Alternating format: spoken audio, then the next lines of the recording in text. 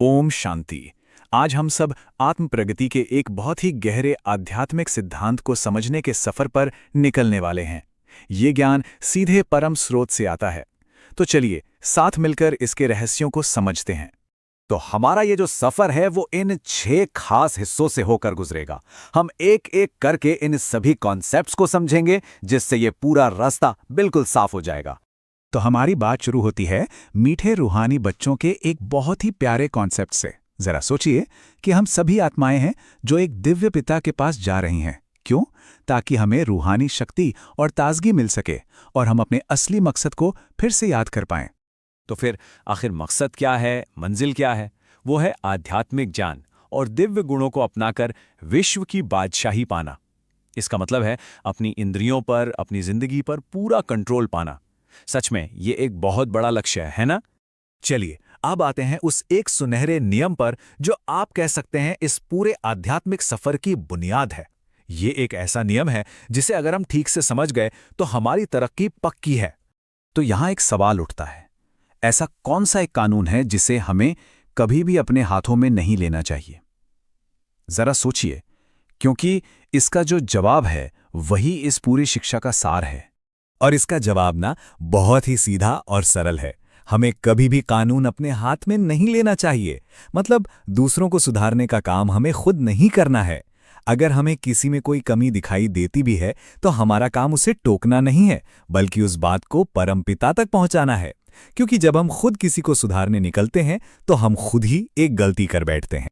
और यहीं से बात आती है एक बहुत ही गहरे कॉन्सेप्ट की, जिसे कहते हैं पिता का दिव्य अनुबंध। आइए देखते हैं कि इस अनुबंध का आखिर मतलब क्या है।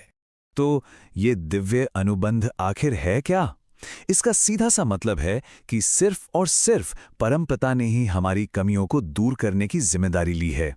ये काम हमारा या किसी और इंसान का है ही नहीं। सिर्फ वही हैं जो हमें प्यार से समझाकर हमारी गलतियों को सुधारते हैं। तो यहां देखिए, स्टूडेंट और पिता दोनों के रोल कितने साफ साफ बटे हुए हैं।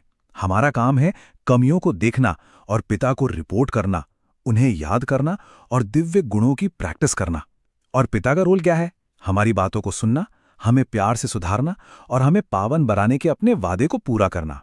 दोनों की भूमिकाएं कितनी स्पष्ट और सुंदर हैं।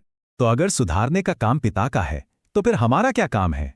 चलिए अब उन प्रैक्टिकल स्टेप्स पर फोकस करते हैं जो हमें एक स्टूडेंट के तौर पर उठाने हैं। देखिए, एक स्टूडेंट के रूप में हमारे 4 मुख्य काम हैं। पहला, पिता को लगातार याद करना। दूसरा, अपने अंदर दिव्य गुणों को जगाना। तीसरा, किसी की भी निंदा या फालतू की बहस से बिल्कुल दूर रहना। और चौथा, जो कि बहुत जरूरी है, हमें अपनी आध्यात्मिक पढ़ाई यानी मुरली को कभी भी मिस नहीं करना है। लेकिन हाँ, ये रास्ता इतना सीधा भी नहीं है।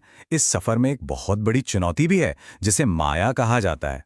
आइए थोड़ा समझते हैं कि ये माया क्या है और ये हम पर असर कैसे डालती है। माया को आप समझिए एक बहुत ताकतवर पहलवान की तरह बताया गया है जो हर आत्मा से कुश्ती लड़ती है और वो सबसे मजबूत आत्माओं को भी नहीं छोड़ती।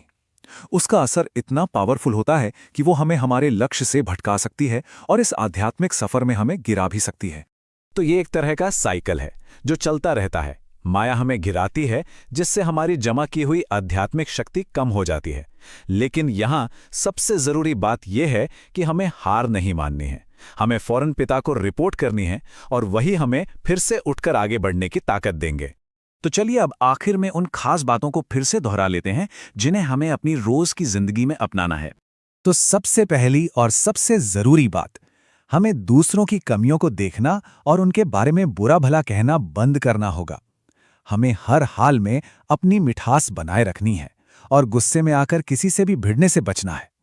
ये छोटे छोटे कदम हमारी जिंदगी में बहुत शांति ला सकते हैं। और हाँ, ये हमेशा याद रखना है कि सुधार करने वाले सिर्फ और सिर्फ एक पिता ही हैं। इसीलिए हमें अपनी हर बात पूरी ईमानदारी और वफादारी के साथ केवल उन्हीं को बतानी चाहिए। और हाँ, अपनी रोज की आध्यात्मिक पढ़ाई को कभी भी नहीं भूलना है। और आखिर में इस पूरी चर्चा को हम एक बहुत ही शक्तिशाली स्लोगन के साथ समाप्त करेंगे। निर्विघ्न और एकरस स्थिति का अनुभव करने के लिए एकाग्रता का अभ्यास करो। यही वो चाबी है जो हमें एक स्थिर और बाधाओं से मुक्त आध्यात्मिक जीवन की तरफ ले जाएगी। ओम शांति।